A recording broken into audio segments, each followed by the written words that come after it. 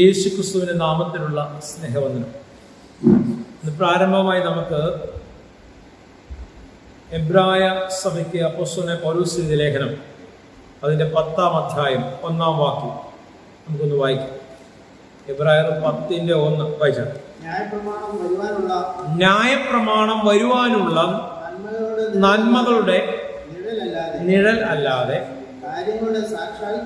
കാര്യങ്ങളുടെ സാക്ഷാൽ സ്വരൂപം അല്ലായിക കൊണ്ട്, എന്താ കാര്യങ്ങളുടെ സാക്ഷാൽ സ്വരൂപം അല്ലായിക കൊണ്ട്, ഏത് ന്യായപ്രമാണം അല്ലായിക കൊണ്ട് ആണ്ടുതോറും ഇടവിടാതെ കഴിച്ചു വരുന്ന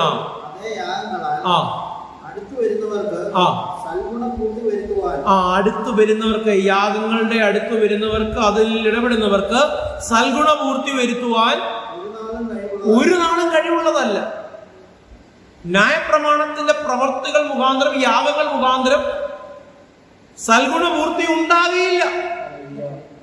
4 മുതൽ 6 വരെയുള്ള വാക്യം വായിച്ചാൽ, കാളകളുടെയും ആട്ടുകൊറ്റന്മാരുടെയും രക്തത്തിന് പാപങ്ങളെ നീക്കുവാൻ കഴിയത്തില്ല. ചില പറയത്തില്ലേ, അയ്യോ അതൊന്നും ഞങ്ങൾ ചെയ്യുന്നില്ലല്ലോ. പക്ഷെ നിങ്ങളുടെ ഡോക്ടറിന് എവിടെയാ? നിങ്ങളുടെ അടിസ്ഥാന ഉപദേശം ഇപ്പോഴും എവിടെ തന്നെയാ നിൽക്കുന്നത്? ആ യാഗങ്ങളെ മറ്റു പലതിനോട് ഉപമിച്ച് പഠിപ്പിച്ച് വേറെ ലെവലിൽ നിങ്ങൾ വിശ്വാസികളെ കൊണ്ടെത്തിക്കുന്നില്ലേ? ആ യാഗപീഠത്തിൽ വെച്ചിരിക്കുന്ന വസ്തുക്കൾ എന്ന് പറയുന്നത് ഇന്നതാണ്, അത് നീ ഞാനുമാണ് എന്നൊക്കെ പറഞ്ഞ് അതിനെക്കുറിച്ച് ആഴത്തിൽ പഠിപ്പിക്കുന്നില്ലേ? ഹല്ലേലൂയ. ആ ഒന്നുകൂടെ വായിച്ച വാക്യം, കാളകളുടെയും ആട്ടുകൊറ്റന്മാരുടെയും രക്തത്തിന് പാപങ്ങളെ നീക്കുവാൻ കഴിയുന്നതല്ല. ആകയാൽ ലോകത്തിൽ വരുമ്പോൾ ഹനനയാകും വഴിപാടും ഇച്ഛിച്ചില്ല. ഇച്ഛിക്കാത്തത് ദൈവം ഇച്ഛിച്ചു എന്ന് പഠിപ്പിക്കുകയും പ്രചരിപ്പിക്കുകയും നടത്തുകയും ചെയ്യുന്നത് മതത്തിന്റെ, അല്ലെ മതവുമായി ബന്ധപ്പെട്ട് നിന്ന് ഉപജീവനം കഴിക്കുന്നവരുടെ ഒരു പ്രധാനപ്പെട്ട വസ്തുതയാണ്. അത് നമുക്കറിയാം. അതുകൊണ്ട് ജീവിച്ചു പോകുന്നവർ ഇവിടെ പറയുന്നു, അത് അവൻ ഇച്ഛിച്ചില്ല. ഏത് ഇച്ഛിച്ചില്ലെന്നാ വായിച്ച? ഹനനയാകും വഴിപാടും ഇച്ഛിച്ചില്ല.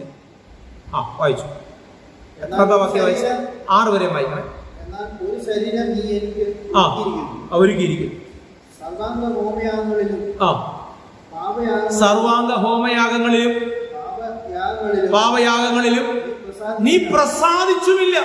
പിന്നെ ആരായി പ്രസാദിച്ചു എന്ന് പഠിപ്പിച്ചത്?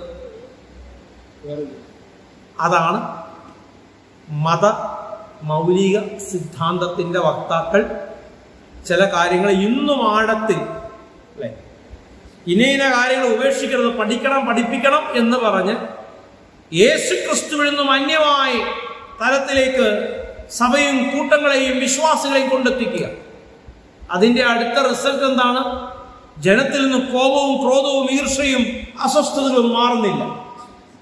Hallelujah, hallelujah. പാപത്താൽ ജനം അഴലുകയാണ്, രോഗങ്ങളാൽ ജനം അഴലുകയാണ്, ശാപബന്ധനങ്ങളിൽ നിന്ന് മോചനം ഉണ്ടാകുന്നില്ല. കാരണം ശാപത്തിൽ നിന്ന്, പാപത്തിൽ നിന്ന്, രോഗത്തിൽ നിന്ന് നമുക്ക് മോചനം നൽകിയ യേശുക്രിസ്തുവിനെ കുറിച്ചുള്ള പഠിപ്പിക്കൽ അവിടെ ഇല്ലാതെയാകും. വായിച്ചാണ് അതിന്റെ 8 മുതൽ 10 വരെ വായിക്കട്ടെ. 8 മുതൽ 10 വരെ. ന്യായപ്രമാണ പ്രകാരം യാഗങ്ങളും വഴിപാടും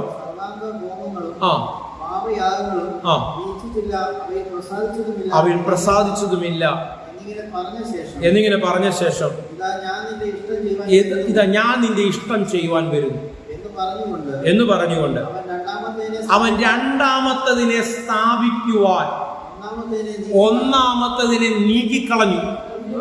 വളരെ ക്ലിയർ അല്ലേ? രണ്ടാമത്തതിനെ സ്ഥാപിക്കുവാൻ ഒന്നാമത്തേതിനെ നീക്കിക്കളഞ്ഞു.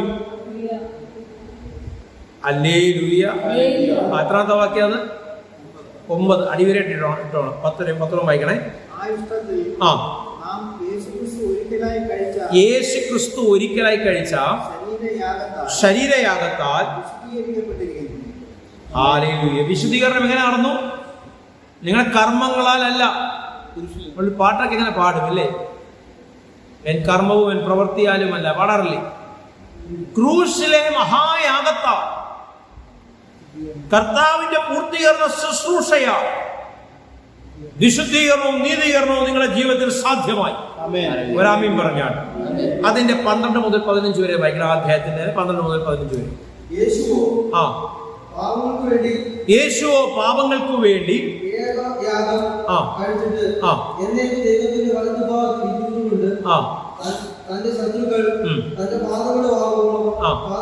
കാത്തിരിക്കും. ഏകയാഗത്താൽ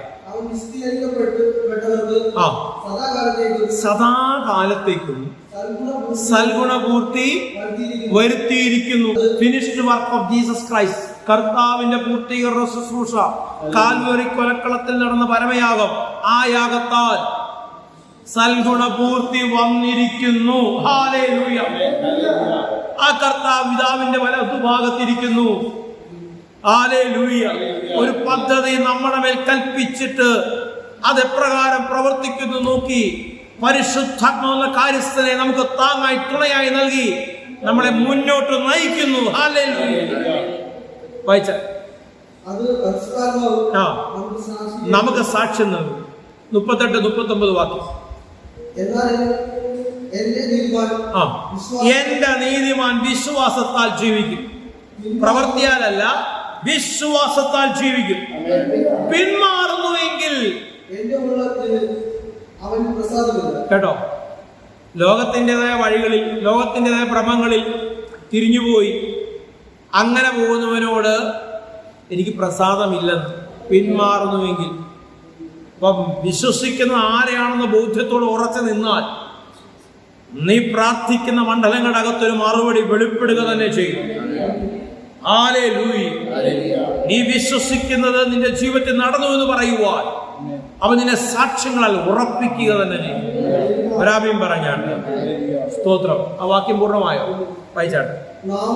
നാമോ നാശത്തിലേക്ക് പിന്മാറുന്നവരുടെ കൂട്ടത്തിലല്ല, വിശ്വസിച്ച് ജീവരക്ഷ പ്രാപിക്കുന്നവരുടെ. കേട്ടോ, ഏത് കൂട്ടത്തിലാ? വിശ്വസിച്ച് ജീവരക്ഷ പ്രാപിക്കുന്നവരുടെ കൂട്ടത്തിൽ. ആ കൂട്ടത്തിലുള്ളവരൊന്ന് ചേർന്ന് കർത്താവിനെ സ്തുതിച്ചാട്ട്. ഫിലിപ്പിയർ 4-ാം അധ്യായം 4-ാം വാക്യം. നമുക്ക് വളരെ സുപരിചിതമായ, വളരെ എല്ലാവർക്കും, സഭയിലുള്ള എല്ലാവർക്കും അറിയാവുന്ന ഒരു അധ്യായം, ഒരു ലേഖനമാണ് ഈ ഫിലിപ്പിയ ലേഖനം അല്ലേ? ഫിലിപ്പിയ ലേഖനം 4:4 വായിച്ചാണ്. കർത്താവിൽ എപ്പോഴും സന്തോഷിപ്പി. ഞാൻ പിന്നെ എങ്ങനെ സന്തോഷത്തിന്റെ ബേസ് എന്താണ്? എനിക്ക് വേണ്ടി കാൽവരി കൊലക്കളത്തിൽ ഒരു പ്രവൃത്തി പൂർത്തീകരിച്ച മഹാദൈവം എനിക്ക് വേണ്ടി പക്ഷപാതം ചെയ്യുന്നു. അവന്റെ കാര്യങ്ങളെ യഥാസ്ഥാനപ്പെടുത്തുവാൻ മതിയായവനത്രേ. അതാണ് നീ ധൈര്യത്തോടെ, സന്തോഷത്തോടെ, എപ്പോഴും സന്തോഷത്തോടെ ഇരിപ്പാൻ നീ കാണുന്ന പ്രതികൂലങ്ങളെയും പ്രശ്നങ്ങളെയും നോക്കിയാൽ സന്തോഷിക്കാൻ പറ്റുമോ? ഇല്ല. എന്നാൽ ഈ പ്രതികൂലങ്ങൾക്കും പ്രശ്നങ്ങൾക്കും എല്ലാം മറുപടി തരുവാൻ എന്റെ ദൈവം മതിയായവനത്രേ. അതിന്റെ 6, ഒന്നിനെ കുറിച്ചും വിചാരപ്പെടരുത്. എല്ലാത്തിനും പ്രാർത്ഥനയാലും അപേക്ഷയാലും നിങ്ങളുടെ ആവശ്യങ്ങൾ സ്തോത്രത്തോടുകൂടെ ദൈവസന്നിധിയിൽ അറിയിക്കുക അത്രേ വേണ്ടിയത്. അപ്പൊ ദൈവസന്നിധിയിൽ അറിയിക്കുന്ന വിഷയങ്ങൾക്ക് മറുപടി വന്നു, മറുപടി തരുവാൻ എന്റെ ദൈവം മതിയായവനെന്നുള്ള ഉറപ്പുള്ളവരെന്ത് ചെയ്യും? അവർ കർത്താവിൽ സന്തോഷിക്കും. അല്ലേ?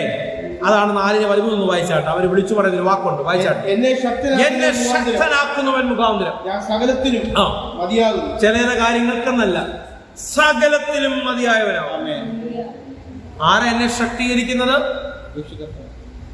എനിക്ക് വേണ്ടി പരമയാഗമായി മാറി ഉയർത്തെഴുന്നേറ്റ് ന്യായപ്രമാണത്തിന്റെ നുകത്തിൽ നിന്ന് സ്വാതന്ത്ര്യം നൽകിയ, ചട്ടങ്ങളിൽ നിന്നും പ്രമാണങ്ങളിൽ നിന്നും സ്വാതന്ത്ര്യം നൽകിയ, രക്തം കൊണ്ട് മോചനം നൽകിയ, ആട്ടുകൊറ്റന്മാരുടെയോ കാളക്രാവിന്റെയോ കുറിപ്രാവിന്റെയോ രക്തമല്ല, ഹാലിയോ തന്റെ സ്വന്തം രക്തത്താൽ മോചനം നൽകിയ ആ രക്ത ഉടമ്പടിക്കകത്ത് എന്നെ പ്രവേശിപ്പിച്ച യേശുവിൽ ഞാൻ ആശ്രയിക്കുന്നു.